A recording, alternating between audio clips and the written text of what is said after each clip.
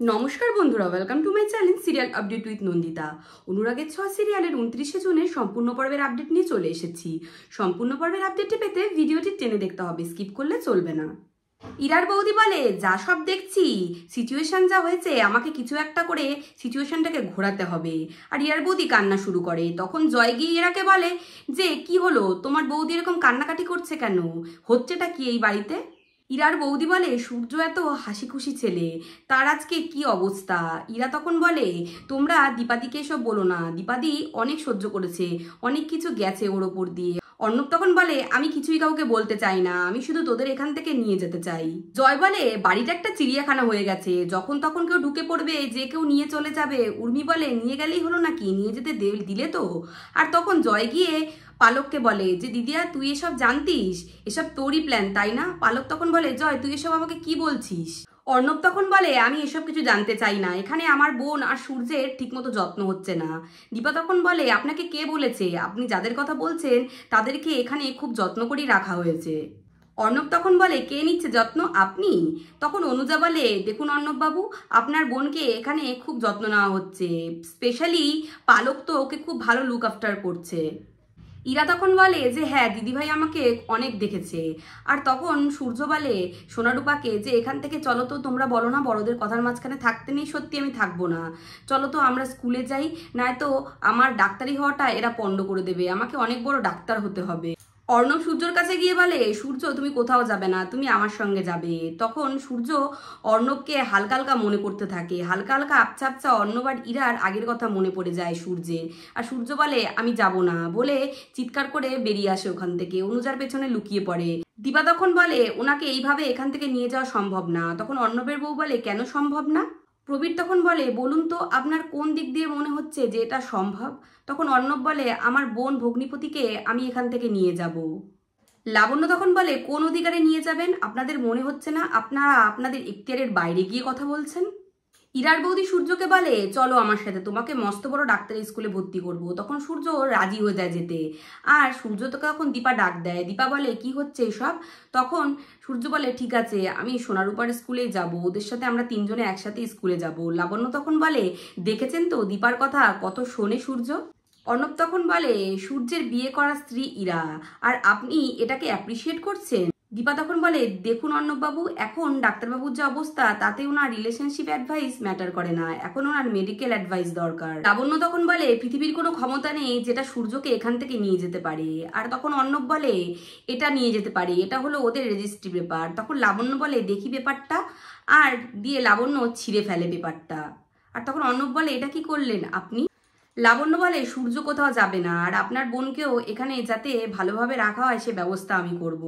আর তখন অর্ণব বলে, আমি দরকার হয় কোর্টে যাব, আর আপনাদের সবকিছুকে আমি পাবলিক করব। দীপা তখন বলে, আপনি এটা করতে পারেন না।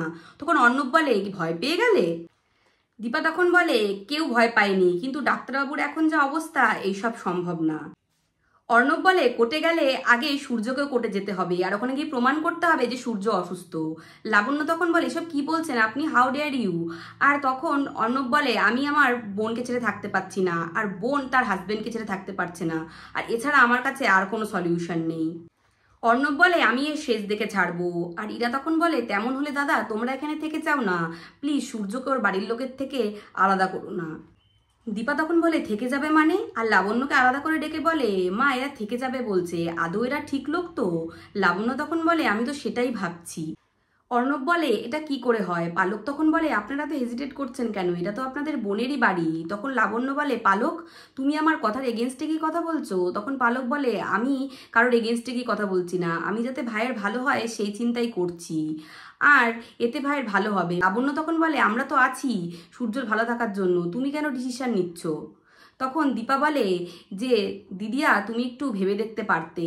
তখন পালক বলে, দেখো দীপা, তোমার সাথে আমাদের কোনো সম্পর্ক নেই, তুমি নিজেই বলেছো, হ্যাঁ সোনারূপার মা হিসেবে তুমি এখানে রয়েছো, কিন্তু হয়তো আমার মা আমার থেকেও তোমাকে মেয়ে হিসেবে বেশি ভালোবাসে, কিন্তু এই বাড়ির বড় মেয়ে হিসেবে আমারও কিছু ডিসিশন নেওয়ার অধিকার আছে, আর আমি আশা করি তুমি সেই ডিসিশনকে রেসপেক্ট করবে। অনুজা নিয়ে যেতে চায় ওদেরকে গেস্ট রুমে, কিন্তু পালক বলে, আমি নিয়ে যাচ্ছি, আর বলে নিয়ে যায়। দীপা তখন মনে মনে বলে, এই নতুন কোন বিপদ এলো, এরা ডাক্তারবাবুর কোনো ক্ষতি করবে না তো? আমাকে ডাক্তারবাবুকে অনেক সাবধানে রাখতে হবে এদের কাছ থেকে। এদিকে পালক গেস্ট রুমে নিয়ে আসে ওদেরকে, সবটা বুঝিয়ে দেয়। আর তখন অর্ণব বলে যে ইরা, তোর সাথে আমার কিছু পার্সোনাল কথা আছে। তখন পালক বলে আপনারা কথা বলুন, আমি পরে আসবো। আর পালক বেরিয়ে না যেতে যেতেই দরজাটা দিতে যায় অর্ণব। তখন পালক বলে আপনাদের যদি তাওয়াল লাগে তবে বলবেন, ফ্রেশ তাওয়াল আমি পাঠিয়ে দেবো। তখন অর্ণব মুখের উপর দরজাটা আটকে দেয়। পালক তখন ভাবে মনে মনে যে এমন কি কথা বলবে যে আমার মুখের উপর দরজাটা আটকে দিল। অর্ণব ইরাকে বলে যে সূর্যের ঘরটা এখান থেকে কত দূর? তখন ইরা বলে একটা ঘরের পরের ঘরে। তখন অর্ণব বলে পাশের ঘর হলে ভালো হতো। তখন ইরা বলে কিছুই লাভ হতো না, কারণ দীপা খুব সাংঘাতিক। ওকে দেখতে যতটা সিম্পল লাগে অতটা সিম্পল না, ওর মাথা কমপ্লেক্স, ও খুব বুদ্ধি খাটিয়ে চলে। আমার তো নিজেরই মাঝে মাঝে ভয় লাগে যে ধরা না পড়ে যায়। অর্ণব ইরাকে বলে ডক্টর সূর্য সেনগুপ্তকে নিয়ে অনেক টাইম ওয়েস্ট হয়েছে, আর টাইম ওয়েস্ট করতে পারবো না। এই ডেটের মধ্যেই আমাদেরকে কিছু একটা করতে হবে। অর্ণবের সাজানো বউ মানে ইরার বৌদি বলে যে আমাকে আপনার সাথে এই ঘরে কতদিন থাকতে হবে?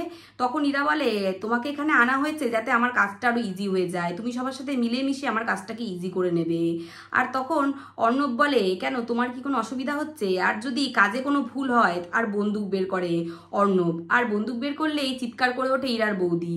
আর ইরা গিয়ে মুখ চেপে ধরে আর বলে একদম চুপ করো, তোমাকে এর জন্য অনেক টাকা দেওয়া হয়েছে, আর প্রত্যেক মন্ডেতে তোমার ব্যাংক অ্যাকাউন্টে টাকা ঢুকে যায়, এটা নিশ্চয়ই তোমার জন্য কম না, তাই চুপ করে থাকো। তখন ইরার বৌদি বলে আচ্ছা, আমাকে যেভাবে বন্দুক দেখালে ওদেরকেও বন্দুক দেখিয়ে জিনিসটা নিয়ে নিলে হয় না? তখন অর্ণব বলে ঠিকই বলেছে ও, যদি সেরকম হয় তাহলে বন্দুক দেখিয়ে কাজ করতে হবে। ইরা তখন বলে কোনো লাভ হবে না, এতে আমাদের জিনিসটাই আমরা পাবো না। এদিকে উর্মি দীপাকে বলে যে আবার একটা ঝামেলায় আসলো, আর আমার দিদির যত কষ্ট হয়, দিদি সবকিছুতে সমস্যা করে দেয় এরা এসে এসে। তখন দীপা বলে বুনু ছাড়, আমি আমার কথা ভাবছি না। অনুজা তখন বলে দেখো উর্মি, ইরা দাদা বৌদি দেখতে গেলে কিছু ভুল বলছে না। তখন দীপা বলে আচ্ছা কাকিয়া, তোমার সাথে আমার কিসের শত্রুতা, আর তোমার আমি কি ক্ষতি করেছি? অনুজা তখন বলে তুমি আমার কোনো ক্ষতি করনি, কিন্তু তোমার ইরাকে এত সন্দেহ করার কি আছে?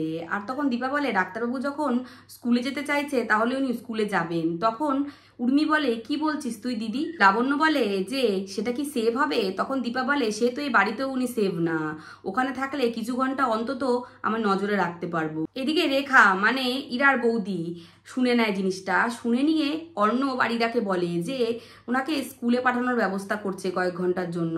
অর্ণব তখন বলে যে আমি এখনই বন্দুক দেখিয়ে ওদেরকে দেখাচ্ছি মজা। তখন ইরা বলে কোনো লাভ হবে না, ও নিয়ে যেতে চাইছে তো সূর্যকে নিয়ে যাক, আমিও কম প্লেয়ার না। ও ওদিকে নিয়ে যাবে আর এদিকে আমি সূর্যের ওষুধ পাল্টে দেব, যাতে সূর্য সেনগুপ্ত এখানে থাকাকালীন কোনোদিন সুস্থ না হতে পারে। এদিকে সূর্য স্কুলে চলে যায়, আর স্কুলে গিয়ে সোজা সোজা অঙ্ক দেখে টিচারদের উপর রেগে যায়, বলে আমাকে কঠিন অঙ্ক দাও।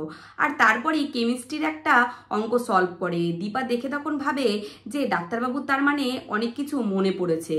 তো বন্ধুরা আজকের ভিডিওটা এই অবধি। অনুরাগের ছোঁয়ার আগাম আপডেট পেতে অবশ্যই চ্যানেলটিকে সাবস্ক্রাইব করে পাশে থাকবেন। Thank you so much for watching. Tata.